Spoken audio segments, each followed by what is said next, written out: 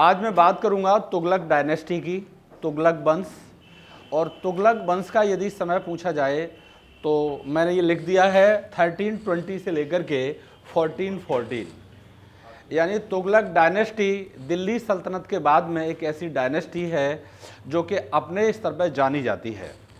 तुगलक वंश में सबसे पहले मैं बात करूंगा गयासुद्दीन तुगलक की। किसकी? गयासुद्दीन तुगलक। गयासुद्दीन तुगलक की बात करेंगे तो यहाँ से किस तरीके से क्वेश्चन पूछे जाते हैं वो आज मैं चर्चा करूँगा, ठीक है। गयासुद्दीन तुगलक से क्वेश्चन पूछे गए हैं कि इन्होंने किस तरीके का काम किया है। तो डियर स्टूडेंट्स, गयासुद्दीन तुगलक को मैं जीटी कह सकता हूँ, कोई प्रॉब्लम? ठीक है। गयासुद्दीन तुगलक ने सबसे पहले सिंचाई की व्यवस्था की, यानी सिंचाई के लिए नहरों की व्यवस्था किया है।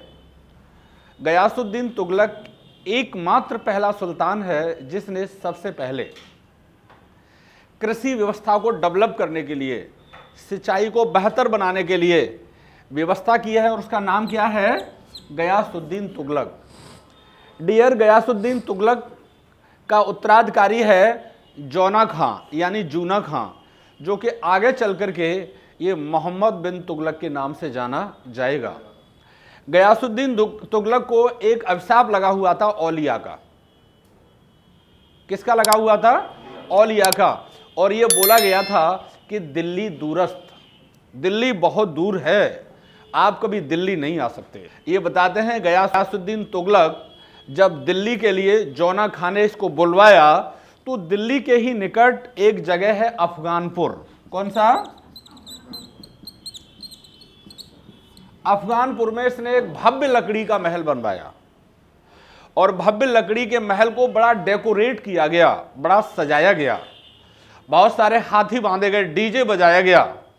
प्यारे बच्चों, ये बताते हैं जब सुल्तान उस लकड़ी के महल में बैठा हुआ था और जब साउंड शुरू हुआ, ऐसा बताते हैं, डायरेक्ट कहने को मैं ये भी कह सकता था कि सुल्तान लकड़ी के महल में दबकर मर गया, लेकिन ये रहस्य रह जाता मरा कैसे, ये रहता या नहीं रहता।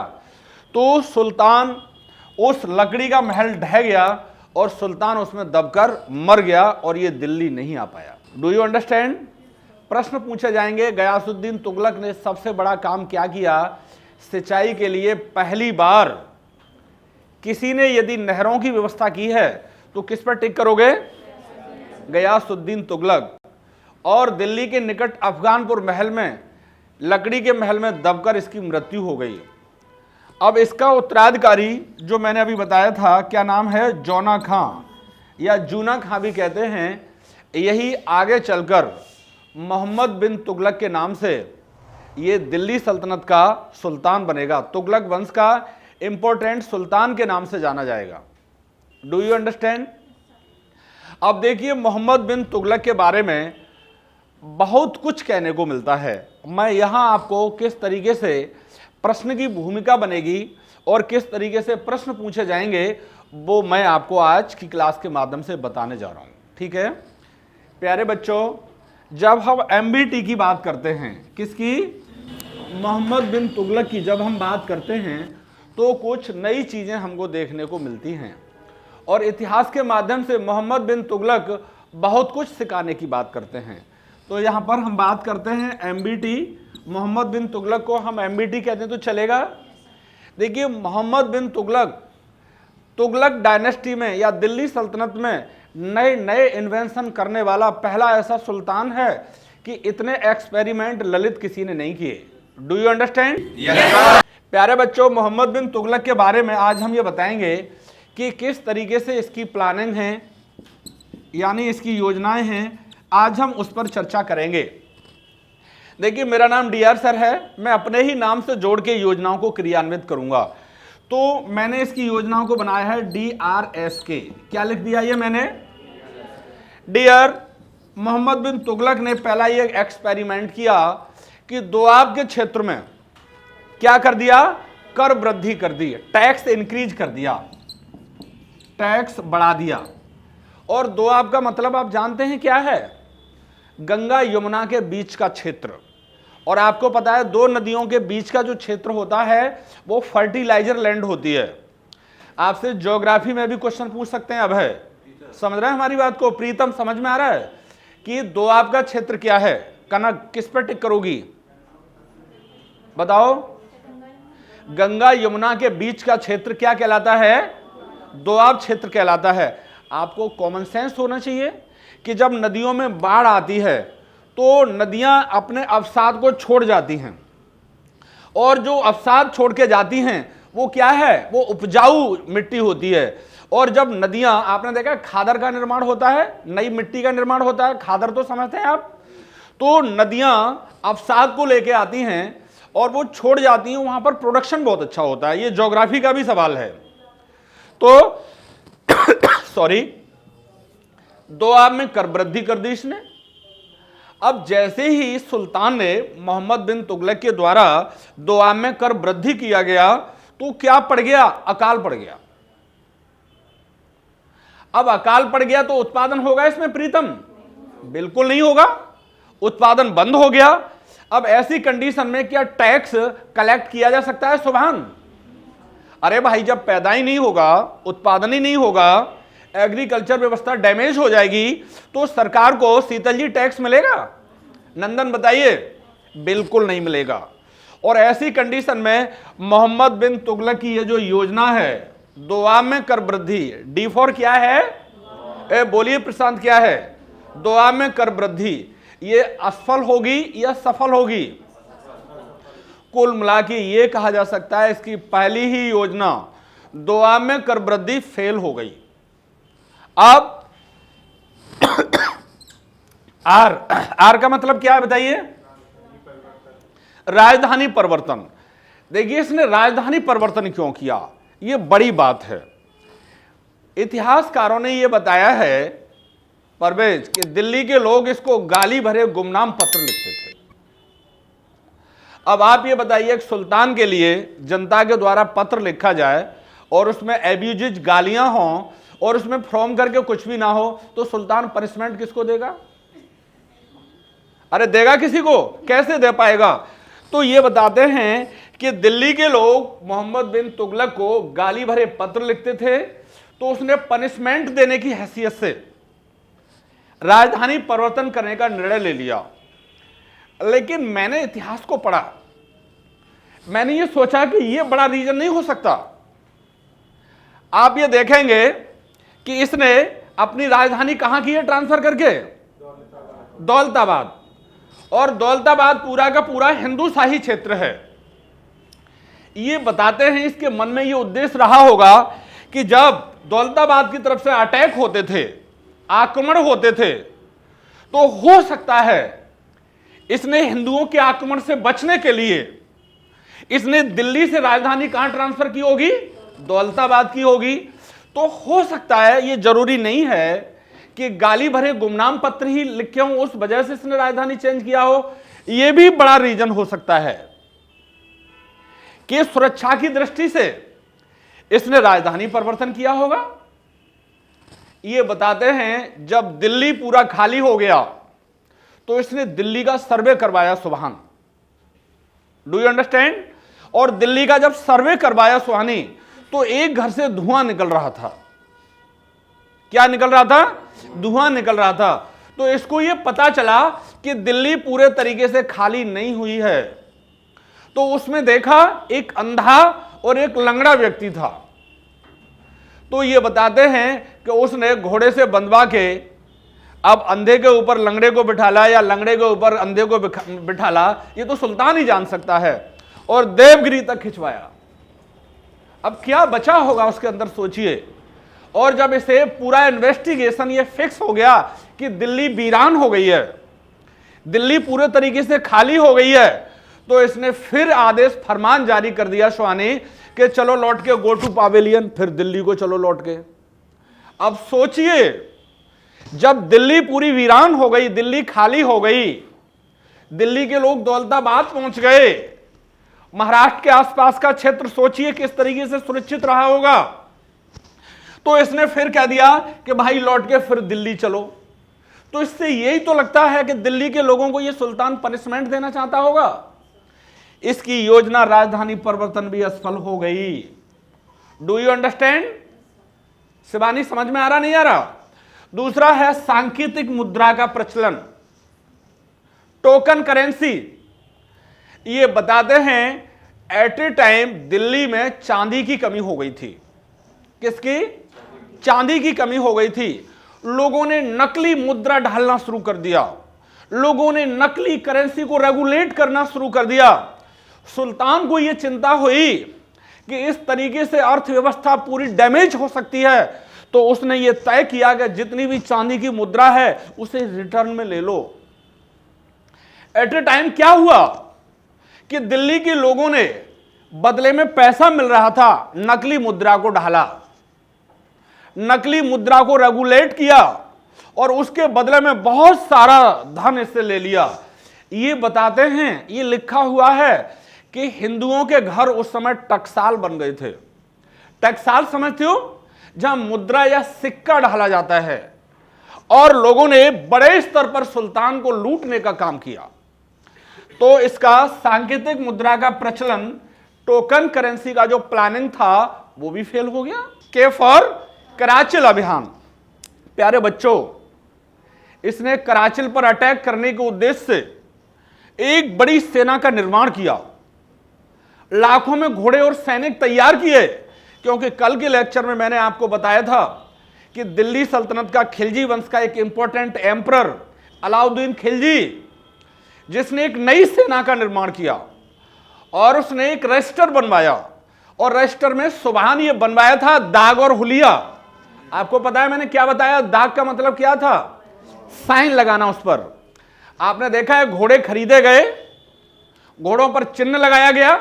आज भी आपने देखा होगा सरकारी पशुओं पर चिन्ह लगा होता है, पहचान होती है, आइडेंटिटी होती है। तो इसने दाग और हुलिया का निर्माण किया और नए सैनिकों की भर्ती की, और नए सैनिकों की भर्ती की तो उस पर इन्वेस्ट होगा या नहीं होगा?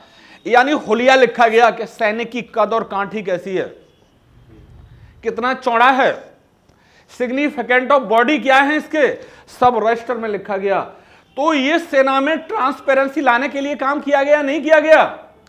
प्यारे बच्चों, जब मोहम्मद बिन तुगलक ने कराचिल अभियान की प्लानिंग को तैयार किया, तो उसने ये देखा कि एक नई सेना का निर्माण करना चाहिए, एक बेहतर स्थिति में अटैक करना चाहिए कारगिल पर, कराचिल पर।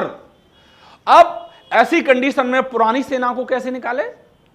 अरे ये समस्या है या नहीं है? इसने ये बताते हैं, तत्कालीन इतिहासकारों के स्टेटमेंट को हमने पढ़ा, तो उससे ये निकल के आता है कि इसने पूरी सेना को बुलवाया।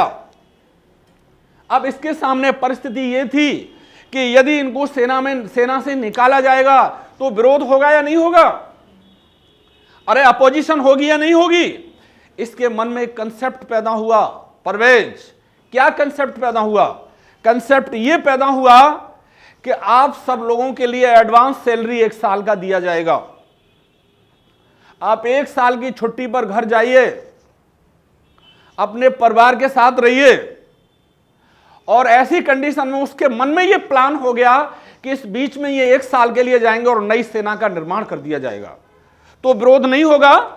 जैसे ही सुल्तान मोहम्मद बिन तुगलक के द्वारा यह फरमान जारी किया गया कि सेना को 1 साल का अग्रिम वेतन दिया जा रहा है, उनको घर भेजने की तैयारी है, बताइए सैनिकों में खुशी की लहर होगी या रोष होगा? खुशी की लहर होगी, क्योंकि वो अपनी फैमिली से मिल सकेंगे। शीतल जी, मिलेंगे या नहीं मिलेंगे? ऐसी कंडीशन में सेना में खुशी की लहर दौड़ गई। लेकिन अतिरिक्त बोझ सुल्तान के खजाने पर पड़ेगा या नहीं पड़ेगा? अरे पड़ेगा ना। एक्स्ट्रा लोड आया सुल्तान के खजाने पर। प्यारे बच्चों, डियर स्टूडेंट्स, कॉम्पिटिटिव एग्जाम को ध्यान में रखते हुए ये सारे सवाल पूछे जाते हैं। ऐसी कंडीशन में देखिए क्या हुआ। सुल्तान ने नई सेना का निर्माण किया, नए घोड़े खरीदे गए और नई सेना के साथ कराचिल पर अभियान किया गया। अब आप ये बताइए, नई सेना में पैसा खर्च हुआ होगा या नहीं हुआ होगा? अरे टैक्स का जितना भी कलेक्शन था वो कोष खाली हो गया होगा या नहीं हुआ होगा? बिल्कुल। ऐसी कंडीशन में ललित जब ये सेना कराचिल पर पहुंची तो वहां ये बताते हैं प्लेग भरी आंधी आ गई, तूफान आ गया, हैजा नामक बीमारी फैल गई, प्लेग जैसी बीमारी फैल गई, और ये बताते हैं कि पूरी सेना और सैनिक इसके नष्ट हो गए। कुछ ही सैनिक वापस लौटे हैं। बताइए, सुल्तान की ये योजना असफल होगी तो सुल्तान क्या डेवलपमेंट के रास्ते तय कर पाएगा? इसका कराचिल अभियान भी इसी तरीके से, जिस तरीके से ये दोनों योजनाएं, तीनों योजनाएं असफल हुई थी, इसका कराचिल अटैक भी असफल हो गया। कोई योजना सक्सेस होते हुए देख रही है क्या आपको? डीआरएस ने एक और योजना को जन्म दिया। मैंने फॉर्मूला दिया था आपके लिए, क्या बोलिए सब लोग? आपकी आवाज में दम नहीं है, क्या हो गया आपको? क्या लिखा है ये मैंने बताइए? DRSK। डी फॉर, आपके अंदर एनर्जी क्यों नहीं है? D for, R for, S for, K for, very good. यानी आपने सभी चारों योजनाओं को सिस्टमैटिक तरीके से पूजा बताने का काम किया, प्रतीक्षा बताने का काम किया या नहीं किया? अगली 5वीं एक और इसकी योजना है, कौन सी? कृषि विभाग, एग्रीकल्चर डिपार्टमेंट, जिसको बोला गया दीवाने को ही या दीवाने अमीर को ही। क्या बोला गया? दीवान ए अमीर। आगे क्या लिखना है बताइए? ये कृषि विभाग था और इसने ये सोचा, हर्ष, इसने क्या सोचा? इसने ये सोचा कि एक बड़े स्तर पर प्रोडक्शन का काम किया जाएगा एग्रीकल्चर के माध्यम से। प्यारे बच्चों, इसने कृषि में उत्पादन के लिए एक बड़ा एग्रीकल्चर डिपार्टमेंट बनाया और एग्रीकल्चर डिपार्टमेंट बनाया और उसमें बड़े स्तर पर खेती करने का काम किया। आज भी आपको पता है सरकार के फॉर्म है या नहीं है बीज को पैदा करने के लिए? जैसे पंतनगर कृषि विश्वविद्यालय है या नहीं है? आज की सरकार आपने देखा किसानों को नया बीज पैदा करती है नहीं करती? क्यों करती है? उत्पादन को बढ़ाने के लिए करती है ना। नए बाग लगाए जाते हैं प्रोडक्शन के लिए, हाइब्रिडाइजेशन किया जा रहा है, किया जा रहा नहीं किया जा रहा? ऐसी कंडीशन में प्यारे बच्चों, जब इसने कृषि विभाग बनाया तो इसकी नौकरशाही ने अयोग्यता का पर्चा देते हुए मालूम है क्या किया? कृषि विभाग बंजर भूमि में बना दिया। परवेज, कहां बना दिया? क्या बंजर में उत्पादन होगा बताइए? अरे बंजर भूमि में उत्पादन हो सकता है। ये बताते हैं कि पूरा का पूरा कृषि विभाग सहबाज इसका टफ हो गया, फेल हो गया पूरे तरीके से।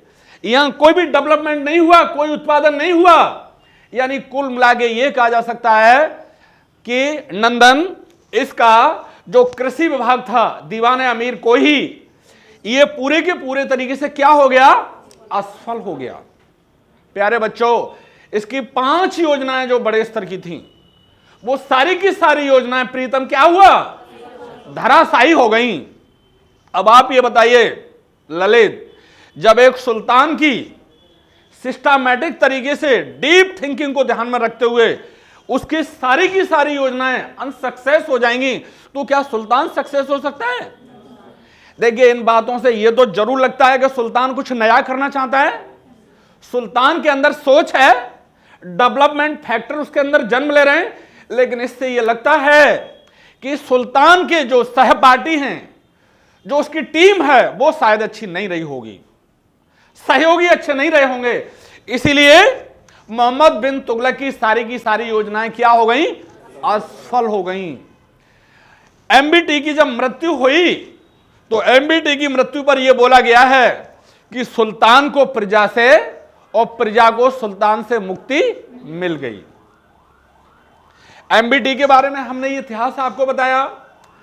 एमबीटी ने बड़े स्तर पर कृषि विभाग को डेवलप करने के लिए लोन बांटा। क्या बांटा? लोन। और इस लोन को बोला गया तकावी ऋण।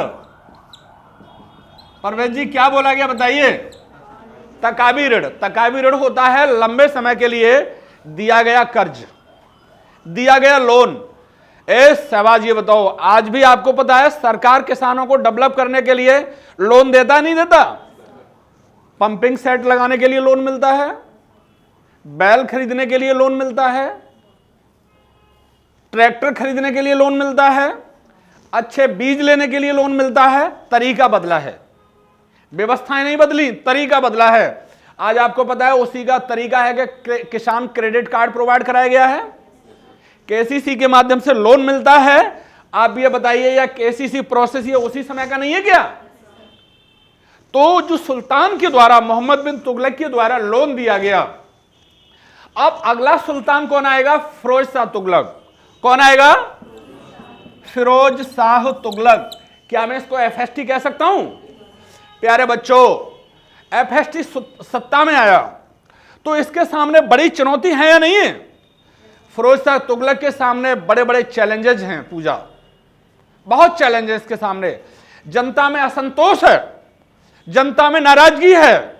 अब उसको खत्म करने के लिए फिरोज शाह तुगलक के सामने एक सबसे बड़ी समस्या यह है कि किस तरीके से जनता का फेवर ले अब है। इसने पहला काम यह किया, सुभान, समझ में आ रहा है? Do you understand? ठीक है, तो इसने पहला काम यह किया कि जो मोहम्मद बिन तुगलक के द्वारा मोटे स्तर पर जो लोन बांटा गया था, इसने आते आते सत्ता में उसे माफ कर दिया। अब जब लोन माफ करेगी सरकार, फिरोज शाह तुगलक के माध्यम से किया जाएगा, सरकार की हैसियत से किया जाएगा, तो जनता में रोष कम होगा ना। और इस रोष को कम करने के लिए, इस गुस्सा को कम करने के लिए फिरोज शाह तुगलक के द्वारा क्या कर दिया गया? तकावी ऋण को माफ कर दिया गया। आपसे प्रश्न पूछा जाएगा, तकावी ऋण क्या है?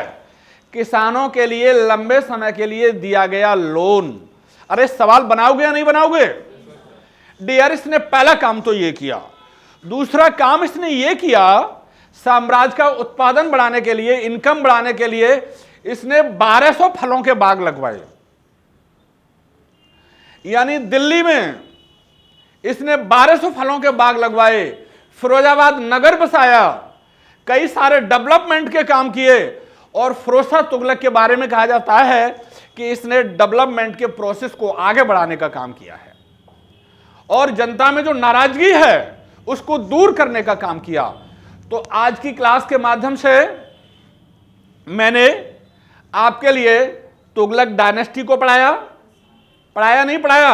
और आज मैंने 1414 तक का, कब तक? 1414 तक का, 1442 टिल 1442 तक का इतिहास आज मैंने आपको बताया। और मैंने इंपॉर्टेंट स्तर पर कितने सुल्तानों की बात की?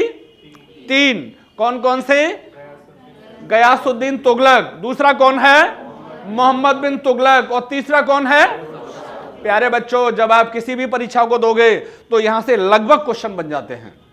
और आपने यदि हमारे लेक्चर को अच्छे तरीके से सीखने का काम किया है, सुनने का काम किया है, अब हम इस पे क्या करेंगे? जितना हमने आपको लेक्चर दिया है वो हम सब आपको नोट्स बनवा देंगे। तीसरा काम हमारा ये होगा, इसी में से टेस्ट सीरीज हो जाएगा। और जब टेस्ट सीरीज हो जाएगा, लेक्चर हो गया, नोट्स बन गया, तो हमारे छात्र सवाल बनाने का काम करेंगे या नहीं करेंगे? इसी से मुख्य परीक्षा के सवाल बन जाएंगे। ठीक है, मोहम्मद बिन तुगलक की असफल योजनाओं को प्लान के साथ में विवरण से समझाइए, तो क्या आप समझाओगे या नहीं समझाओगे? तो आज के लिए मैंने तुगलक डायनेस्टी के माध्यम से, ठीक है, प्रतिष्ठा आईएएस एकेडमी के द्वारा ये सब समझाने का काम किया है। ये लेक्चर यदि आपको अच्छा लगता है तो मेरा यूट्यूब चैनल प्रतिष्ठा आईएएस एकेडमी अलीगढ़ को लाइक करके सब्सक्राइब करने का काम करोगे या नहीं करोगे? ताकि आपके लिए अगला लोधी वंश का लेक्चर भी मिल जाए। अरे लोधी वंश का लेक्चर सुनना है या नहीं सुनना? और आप इसे लाइक करिए आज ही, और अभी करिएगा, ताकि प्यारे बच्चों आपकी परीक्षा आसानी से क्वालिफाई हो सके। That's enough for today.